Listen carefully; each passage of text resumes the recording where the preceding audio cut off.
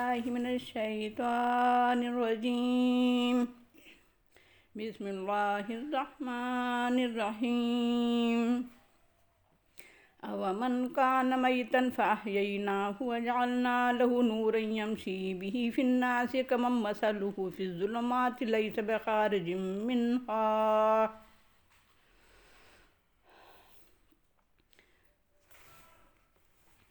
کذالک زین للکافرین ما کانوا یعملون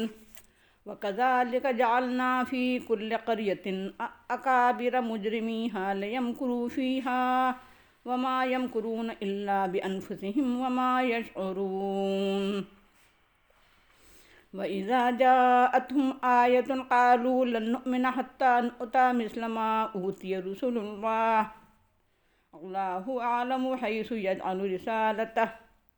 سَيُصِيبُ الَّذِينَ أَجْرَمُوا صَغَارٌ عِندَ اللَّهِ وَعَذَابٌ شَدِيدٌ بِمَا كَانُوا يَمْكُرُونَ فَمَن يُرِدِ اللَّهُ أَن يَهْدِيَهُ يَشْرَحْ صَدْرَهُ لِلْإِسْلَامِ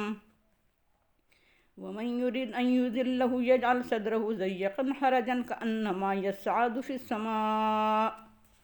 كذلك يجعل الله الرجس على الذين لا يؤمنون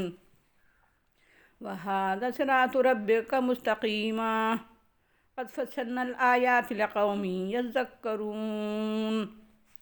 لهم دار السلام عند ربهم وهو وليهم بما كانوا يعملون وَيَوْمَ يَحْشُرُهُمْ جَمِيعًا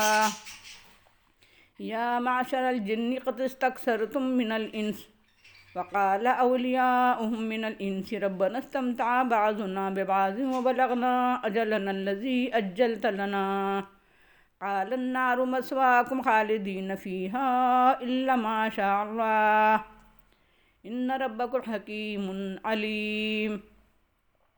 وَكَذَلِكَ نُوَلِّي بَعْضَ الظَّالِمِينَ بَعْضًا بِمَا كَانُوا يَكْسِبُونَ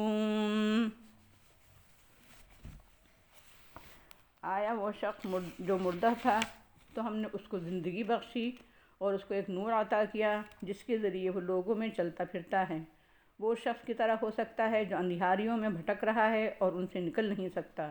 اس طرح ہم نے حسین بنا دیے کافروں کے لیے ان کے کرتوت، اور اسی طرح ہم نے ہر بستی میں اس کے بڑے بڑے مجرموں کو موقع دیا تاکہ وہ ان میں مکاریاں کریں، اور وہ جو کچھ خفیہ تدبیریں کریں گے وہ اپنے ہی لیے کریں گے، ان کا وبال انہی کو بھگتنا ہوگا اور وہ شعور نہیں رکھتے۔ اور جب ان کے پاس کوئی آیات آتی ہے کہتے ہیں ہم ہرگز نہیں لائیں گے ایمان جب تک کہ ہمیں وہی نہ دیا جائے جو اللہ کے رسولوں کو دیا گیا ہے، یعنی جب تک فرشتہ براہ راست ہمارے پاس نہ آئے اور وہی ہمارے اوپر نہ اترے۔ اللہ خوب جانتا ہے کہ کہاں اپنا پیغام رکھے۔ ان قریب اللہ کے دربار میں ذلت و خواری میں مبتلا ہوں گے وہ لوگ جنہوں نے جرائم کیے ہیں، اور شدید عذاب میں مبتلا ہوں گے اپنے مکاریوں اور خفیہ سازشوں کی وجہ سے۔ تو اللہ جس کو ہدایت کرنا چاہتا ہے اس کا سینہ اسلام کے لیے کھول دیتا ہے، اور جس کو گمراہ کرنا چاہتا ہے اس کے سینے میں بھچاؤ اور تنگی پیدا کر دیتا ہے، گویا وہ آسمان پر چڑھ رہا ہے۔ اسی طرح اللہ تعالیٰ حق سے تعصب اور گریز کے عذاب میں مبتلا کر دیتا ہے ان لوگوں کو جو ایمان نہیں لاتے ہیں۔ اور یہ تمہارے رب کا سیدھا راستہ ہے، ہم نے نشانیاں اور دلائل تفصیل سے بیان کر دیے ہیں نصیحت حاصل کرنے والوں کے لیے۔ ان کے لیے سلامتی کا گھر ہے ان کے رب کے پاس، اور وہ ان کا ولی اور کارساز ہے ان اعمال صالحہ کے سبب جو وہ کرتے تھے۔ اور جس روز اللہ ان سب کو اکٹھا کرے گا تو ان سے کہے گا اے جنات کے گروہ، تم نے تو بہت سے انسانوں کو سمیٹ لیا، اور انسانوں میں سے ان کے ساتھی کہیں گے اے ہمارے رب، ہمارے بعض نے بعض سے خوب لطف اٹھایا اور فائدہ اٹھایا ہے، اور ہم اپنی اس اجل کو پہنچ گئے ہیں جو تو نے ہمارے لیے مقرر کی ہے۔ اللہ تعالیٰ فرمائے گا دوزخ تمہارا ٹھکانہ ہے جس میں تم کو ہمیشہ پڑا رہنا پڑے گا، مگر اللہ جسے چاہے گا ہمیشگی کے عذاب سے بچا لے گا۔ یقیناً تمہارا رب حکیم اور علیم ہے۔ اور اسی طرح ہم رفیق بنا دیں گے بعض ظالموں کو بعض کا اس کمائی کی وجہ سے جو وہ کماتے رہے تھے۔ یہ انعام کا 15واں رکوع ہے جس کی تلاوت کی گئی اور ترجمہ پیش کیا گیا۔ آئیے اس میں غور و فکر کر کے نصیحت حاصل کریں۔ کہتے ہیں کہ بادشاہوں کا کلام کلاموں کا بادشاہ ہوتا ہے، لیکن قرآن تو تمام کائنات کے حاکم بلکہ احکم الحاکمین کا کلام ہے، اس لیے اس کا کلام تمام دنیا کی زبانوں کے کلاموں کا بادشاہ ہے۔ چنانچہ اس کی تمثیلات اپنا جواب نہیں رکھتیں۔ ایک شخص مردہ تھا، اس کے افکار و نظریات مردہ تھے، اس کے عقائد اور خیالات، رجحانات اور میلانات مردہ تھے، اس کے اخلاق، اس کی سیرت اور اس کا کردار مردہ تھا، اس کی سماجی زندگی، اس کی معیشت اور سیاست و اجتماعیت مردہ تھی، اس کا ذہن و دماغ، اس کا دل اور روح ہر ایک مردہ تھی۔ اللہ نے اس کو زندگی بخشی، اس کے افکار اور خیالات اور عقائد کو جلا نصیب ہوئی، اس کے اخلاق عادات کو حسن و رعنائی نصیب ہوئی، اس کی سماجی زندگی میں جگمگاہٹ پیدا ہوئی، اس کی معیشت میں چمک نمودار ہوئی، اور اس کی قومی و ملکی زندگی اور سیاست و اجتماعیت میں اجالا پھیل گیا، اسے ہدایت کا نور اور حق کی روشنی نصیب ہوئی، اور پوری زندگی انفرادی اور اجتماعی کردار کی ضیاء سے منور ہو گئی، اور وہ لوگوں کے درمیان نورانی وجود بن کر چلنے پھرنے لگا۔ کیا یہ شخص اس آدمی کی طرح ہو سکتا ہے جو اندھیاریوں میں بھٹک رہا ہو، افکار و خیالات، عقائد و نظریات کی تاریکیوں میں بھٹک رہا ہو، اخلاق و کردار کی تاریکیوں میں بھٹک رہا ہو، معاشرتی اور سماجی اندھیاریوں میں بھٹک رہا ہو، معاشی اور سیاسی، تہذیبی اور تمدنی، علمی اور عملی ہر قسم کی تاریکیوں اور اندھیاریوں میں بھٹک رہا، ٹامک ٹوئیاں مار رہا ہو اور ہمہ پہنو تاریکیوں میں سے نکلنے کی کوئی راہ نہ پا رہا ہو۔ ذرا سوچو، وہ انسان اور یہ انسان، وہ آدمی اور یہ آدمی دونوں یکساں کیسے ہو سکتے ہیں؟ دونوں کی زندگیاں، دونوں کے کردار اور دونوں کے آثار اور اثرات جو دونوں اپنے پیچھے چھوڑ جائیں گے، اور دونوں کی زندگیوں کے نتائج جو دنیا اور آخرت میں نکلیں گے، یکساں کیسے ہو سکتے ہیں؟ ہر شخص خود سمجھ سکتا ہے کہ اس تمثیل میں پہلا انسان وہ ہے جس کی تعمیر سیرت اور تربیت اخلاق اور زندگی کی اصلاح اور کردار سازی قرآن کے مطابق ہوئی ہے، اور دوسرا آدمی وہ ہے جو قرآن سے محروم رہا اور اس کی زندگی مخالف قرآن افکار و نظریات اور اصول کے تحت ڈھلی ہو۔ کفار اور مشرکین اور ملحد یا دنیا پرست لوگ یا خدا بیزار اور آخرت فراموش انسان جو کام کرتے ہیں، جو افکار و نظریات رکھتے ہیں، وہ سراسر باطل اور جھوٹ اور ناحق ہوتے ہیں، مگر ان کو وہ خوب نظر آتے ہیں، وہ انہی کو حق جانتے ہیں، وہ انہی میں مگن رہتے ہیں۔ اسی چیز کو اللہ تعالیٰ اس طرح بیان کرتا ہے کہ ہم نے کافروں کے لیے ان کے اعمال مزین کر دیے، حسین اور خوبصورت بنا دیے۔ جس طرح آج یعنی نزول قرآن کے دور میں مکہ اور عرب کے تمام بڑے بڑے مجرم اور ان کی سرپرستی میں بظاہر ننھے پتلے مجرم محمد رسول اللہ صلی اللہ علیہ وسلم کے پیچھے پنجے جھاڑ کر پڑ گئے ہیں، اور اہل حق کے خلاف اپنی تمام چال بازیاں، اپنی تمام ریشہ دوانیاں، اپنی تمام شرارتیں اور سازشیں استعمال کر رہے ہیں۔ اسی طرح ہم نے ہر بستی میں، تاریخ میں اور آج بھی مجرم سرغنوں کو موقع دے رکھا ہے تاکہ ان میں اپنی مکاریاں اور چال بازیاں اور تمام ہتھ کنڈے استعمال کر کے اپنی آرزوئیں پوری کر لیں، اپنے دلوں کی بھڑاس نکال لیں، اور جس قدر خباثتیں ان کے ذہنوں اور دماغوں اور دلوں میں بھری ہوئی ہیں سب سامنے آ جائیں تاکہ امتحان اور آزمائش کا منشا پورا ہو۔ حالانکہ ان کی تمام خباثتوں اور چال بازیوں کا خمیازہ خود انہی کو بھگتنا ہوگا، مگر وہ اس کا شعور نہیں رکھتے۔ یہ راہ جو انہوں نے اپنائی ہے یہ خود انہی کے لیے نتیجے کے اعتبار سے تباہ کن اور ہلاکت خیز ہے۔ آج بھی دنیا کے تمام بڑے مجرم، خواہ امریکہ کا صدر ہو یا اسرائیل کا یا بھارت کے فرقہ پرستوں کے سرغنے ہوں، دنیا میں انجام دے رہا ہے، اور اس کو یہ احساس و شعور نہیں ہے کہ اس کا خمیازہ خود اسے بھگتنا ہوگا۔ اپنی مکاریوں کے جال میں انشاءاللہ یہ خود پھنسیں گے اور آخرت کی سزا سے بھی بچ نہ سکیں گے۔ حضرت صلی اللہ علیہ وسلم کے دور کے ہر دھرم اور ضدی منکرین حق کا یہ حال تھا کہ کوئی بھی آیت، نشانی اور دلیل ان کے سامنے آتی تو بڑی بے حیائی کے ساتھ کہہ دیتے کہ ہم ہرگز نہیں مانیں گے، جب تک یہ فرشتہ خود ہمارے پاس آ کر نہیں کہتا کہ محمد صلی اللہ علیہ وسلم اللہ کے رسول ہیں، اور جب تک پیغام الہی خود ہم پر نہیں اترتا ہم تسلیم نہیں کریں گے۔ حالانکہ دنیا کے جو فرعون اور نمرود اور لینین اور اسٹالن اور ریگن اور بیگن جیسے معمولی حکمراں بھی اور کوئی معمولی اقتدار کا مالک بھی رعایا کے افراد کے پاس براہ راست کبھی کوئی حکم نہیں بھیجتا اور ہر ایک کو فرداً انتہائی ہدایت نہیں دیتا، اسے رب العالمین اور احکم الحاکمین ہر فرد کے پاس کیسے احکام ہدایت بھی بھیج سکتا ہے؟ اور اللہ جس کے پاس جو فرشتہ بھیجے گا اور وحی اتارے گا تو وہ اس کا رسول اور پیغامبر قرار پائے گا۔ تو کیا اللہ نہیں جانتا ہے کہ کہاں اپنا پیغام اتارے اور کسے اپنا رسول بنائے؟ اور کیا اللہ ان منکرین حق کی رائے اور مشورے پر عمل کرے گا جو یہ بھی نہیں جانتے کہ رسالت جیسا فریضہ کس اعلیٰ اخلاق و کردار، اس کے ذہن و مزاج اور کس بلند نگاہ اور وفادار اور اطاعت گزار کو سپرد کرنا مناسب اور موزوں ہے، وہ یہ نہیں جانتے ہیں کہ ریاست، وجاہت اور دولت و ثروت جس کے پاس ہو وہ رسالت کے لیے بھی موزوں ہے، چاہے وہ ابو لہب اور ابو جہل ہی کیوں نہ ہو، اور جو شخص ظاہری ریاست و ثروت سے محروم ہے وہ رسالت کا مستحق نہیں ہے۔ چاہے وہ الامین اور الصادق ہی کیوں نہ ہو۔ ان لوگوں کی پس ذہنی اور گراوٹ کی کوئی حد نہیں ہے۔ ان لوگوں نے اللہ کے رسول کے بجائے اللہ کے رسولوں کا لفظ استعمال کیا۔ اس طرح انہوں نے صرف محمد رسول اللہ صلی اللہ علیہ وسلم کی رسالت کا نہیں بلکہ نفس رسالت کا انکار کیا۔ در حقیقت وہ اس طرح رسالت کے انکار کے ساتھ اس کا استہزاء کرتے اور مذاق اڑاتے تھے۔ اس طرح کے تمام مجرموں کو جو رسالت کا انکار کرتے ہوں اور اس کا استہزاء اور مذاق اڑاتے ہوں، اللہ کے یہاں ذلیل و خوار ہونا پڑے گا اور شدید ترین عذاب بھگتنا ہوگا، اور یہ سزا ان کی ان مکاریوں اور شرارتوں کی وجہ سے ہوگی جو وہ محمد رسول اللہ صلی اللہ علیہ وسلم اور ان کے مشن کو ناکام کرنے کے لیے کرتے تھے۔ آج جو لوگ محمد رسول اللہ صلی اللہ علیہ وسلم کے پیغام کو دنیا میں عام کرنے کی جد و جہد کر رہے ہیں، آپ صلی اللہ علیہ وسلم کے مشن کو کامیابی سے ہمکنار کرنے کی دھن میں لگے ہوئے ہیں، اور آپ صلی اللہ علیہ وسلم کے دین کو دنیا میں غالب اور برپا کرنے کے لیے اپنا تن من دھن کھپا رہے ہیں، اور دنیا ان کی مخالفت میں متحد ہوتی نظر آ رہی ہے۔ ان کو اپنا کام اللہ کے بھروسے پر جاری رکھنا چاہیے، کیونکہ ان کے مخالفین یہاں ہی انشاءاللہ پسپا اور ناکام ہوں گے۔ آخرت میں تو ضرور ہی ان کو رسوا ذلیل و خوار ہونا ہوگا اور لازماً شدید ترین عذاب سے دوچار ہونا پڑے گا۔ داعیان اسلام اور مبلغین دین کو یہ حقیقت بھی اپنے پیش نظر رکھنا چاہیے کہ اسلامی تحریکوں کے لیڈروں اور ورکروں کی جد و جہد تو اس لیے ضروری ہے کہ ان جد و جہد کے نتیجے میں خود ان کے درجات بلند ہوں گے، ان کے انعامات و اکرامات سے نوازا جائے گا اور وہ اللہ کے محبوب ترین بندے قرار پائیں گے۔ دوسروں کا ہدایت پانا اور اسلام قبول کرنا اور اسی طرح اسلام کا غالب برپا ہونا اللہ تعالیٰ کی ہدایت اور توفیق پر موقوف ہے۔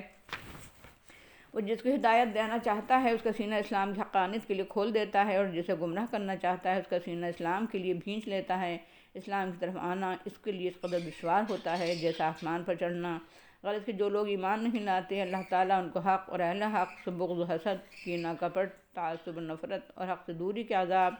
اور نجاست میں مبتلا کر دیتا ہے۔ ان کو سچائی میں جھوٹ، حق میں باطل، پاکی میں ناپاکی، محبت میں دشمنی، مساوات میں نابرابری، خیرخواہی اور ہمدردی میں دشمنی اور مخالفت نظر آتی ہے، کیونکہ ان کی آنکھوں پر تعصب کی پٹی بن جاتی ہے اور ان کے دلوں میں نفرت اور ضد اور ہٹ دھرمی بیٹھ چکی ہوتی ہے۔ وہ آنکھیں رکھتے ہوئے اندھے ہو جاتے ہیں، کان رکھتے ہوئے بہرے ہو جاتے ہیں، زبان رکھتے ہوئے گونگے ہو جاتے ہیں، عقل رکھتے ہوئے بے عقل اور دل رکھتے ہوئے بے بصیرت ہو جاتے ہیں۔ حالانکہ اللہ کا اتارا ہوا دین حق اور رب کی ربوبیت کا شاہکار صراط مستقیم ان کے سامنے موجود ہوتی ہے، مگر وہ اس سے محروم رہتے ہیں۔ جو لوگ نصیحت حاصل کرنا چاہتے ہیں، عبرت پکڑنا چاہتے ہیں، سبق لینا چاہتے ہیں، حق قبول کرنا چاہتے ہیں، راہ راست پر گامزن ہونا چاہتے ہیں، خواہ وہ افراد ہوں یا قومیں یا حکومتیں یا معاشرے اور سوسائٹیاں، ان کے لیے اللہ تعالیٰ نے اپنی نشانیاں تفصیل سے بیان کر دی ہیں۔ آفاق کی نشانیاں جو کائنات کے ذرے ذرے اور پتے پتے اور تنکے تنکے میں بھری ہوئی ہیں، انفس کی نشانیاں جو جسم انسانی کے روئے روئے میں اور جوڑ جوڑ میں بھری ہوئی ہیں، آیات قرآنی کے دلائل، شواہد اور نشانیاں جو اس کی سطر سطر میں بھری ہوئی ہیں، تاریخی دلائل، منطقی دلائل، فطری، طبعی اور وجدانی نفسیاتی دلائل، نبی صلی اللہ علیہ وسلم کے کردار اور سیرت کی نشانیاں، پیغمبرانہ پیام اور طریقہ کار کی نشانیاں، نبی صلی اللہ علیہ وسلم کے دعوت و پیغام قبول کرنے والوں کی زندگیوں میں انقلابی تبدیلیوں کی نشانیاں، اسلامی معاشرے کی نشانیاں، دنیا کی تہذیب و تمدن پر اسلامی دعوت کے اثرات کی نشانیاں۔ غرض کہ جو لوگ نصیحت حاصل کرنا چاہتے ہیں ان کے لیے ہر جگہ، ہر طرف، ہر چیز میں حق کی نشانیاں اور دلائل بھرے پڑے ہیں، اور جن کے ہیں اور جو نہیں چاہتے ہیں ان کے لیے ہر چیز بیکار ہے۔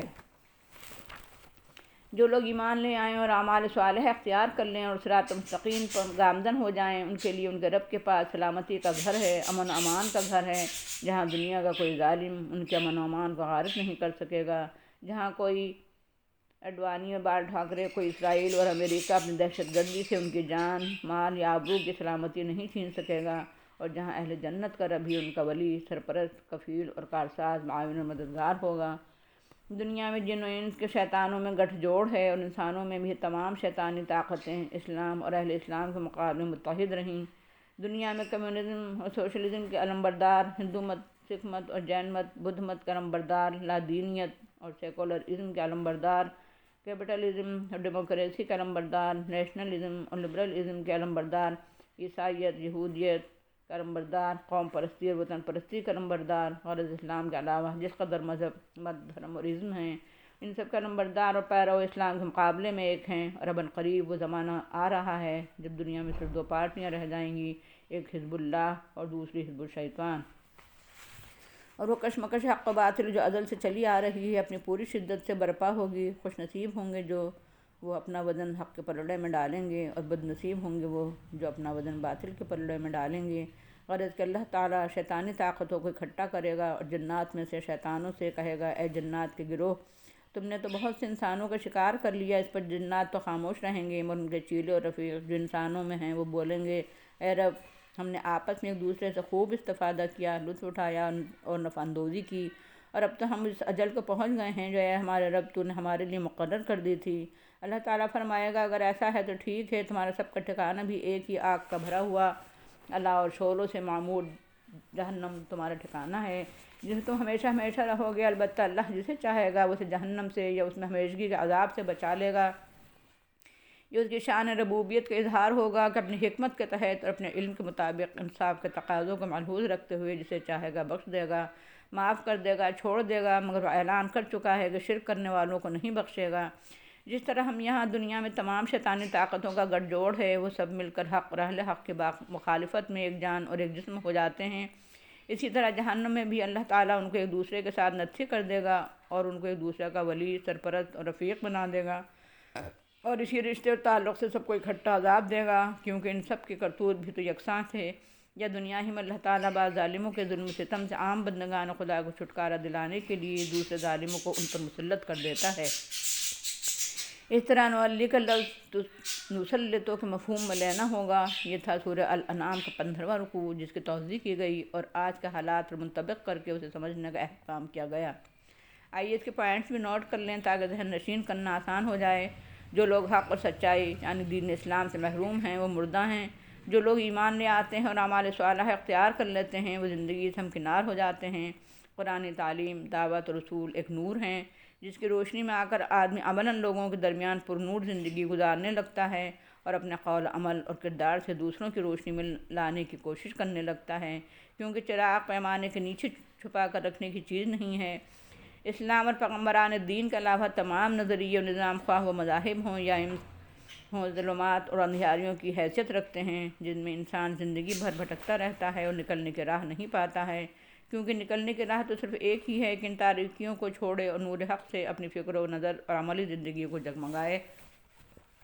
جو لوگ دنیا میں حق کے خلاف شرارتیں، سازشیں، ریشہ دوانیاں کرتے ہیں، ان تمام لوگوں کو ممکن ہے کہ دنیا میں رسوائی اور ذلت سے دوچار نہ ہونا پڑے اور دنیا کے عذاب سے بچ جائیں، لیکن انہیں آخرت میں ذلت و خواری اور رسوائی کے علاوہ شدید ترین عذاب سے دوچار ہونا پڑے گا۔ اللہ جس کو چاہتا ہے ہدایت دیتا ہے، اس کا سینہ اسلام کے لیے کھول دیتا ہے، اور جن کو گمراہ کرنا چاہتا ہے اسلام کے لیے اس کا سینہ تنگ کر دیتا ہے۔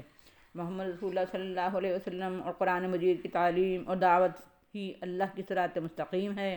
جو لوگ نصیحت قبول کرنا چاہتے ہیں اللہ نے ان کے لیے اپنی آیات بہت تفصیل سے واضح کر دی ہیں۔ جو لوگ راہ راست قبول کر لیں اور صراط مستقیم پر گامزن ہو جائیں اور مرتے دم تک ثابت قدم رہیں، ان کے لیے ان کے رب کے پاس دارالامن اور سلامتی کا گھر ہے۔ علاوہ ازیں ان کا کفیل، نگراں، کارساز اور سرپرست بھی اللہ ہی ہوگا۔ شیطانی افراد و جماعتیں دنیا میں آپس میں تال میل رکھتی ہیں، آخرت میں بھی ان کو اکٹھا کیا جائے گا اور اکٹھا ہی عذاب دیا جائے گا۔